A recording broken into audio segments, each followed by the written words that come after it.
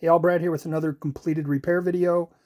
Jennifer had sent in a Moon Patrol board. This is an original IREM, not bootleg, licensed to Williams.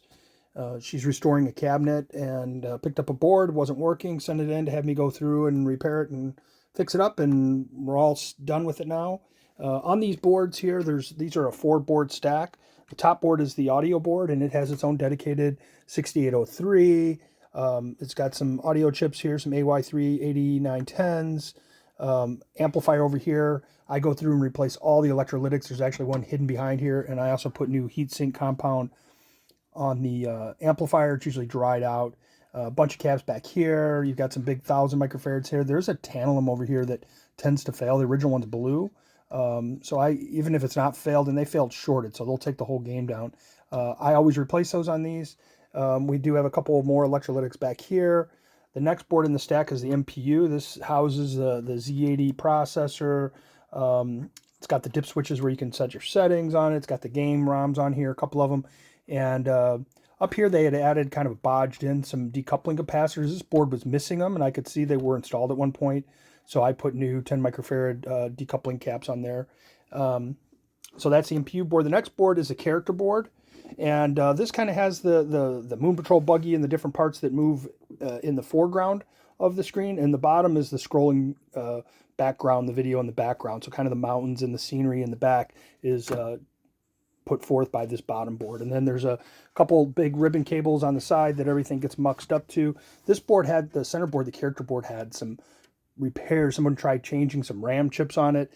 Really did a bad job desoldering and just mucked it up. You can see in this bag all the old parts, all the wire jumpers.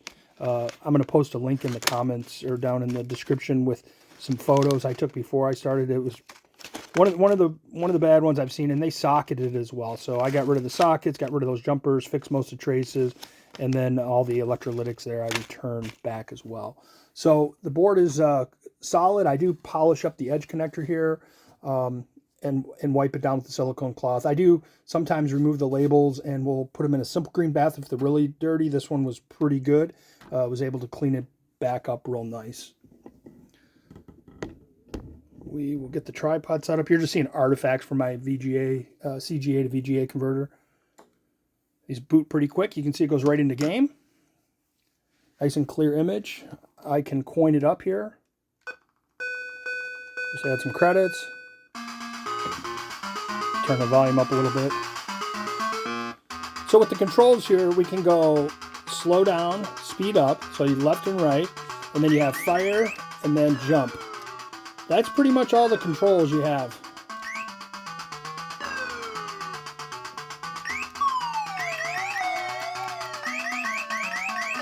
This is a really fun game. It's my daughter's favorite game, actually.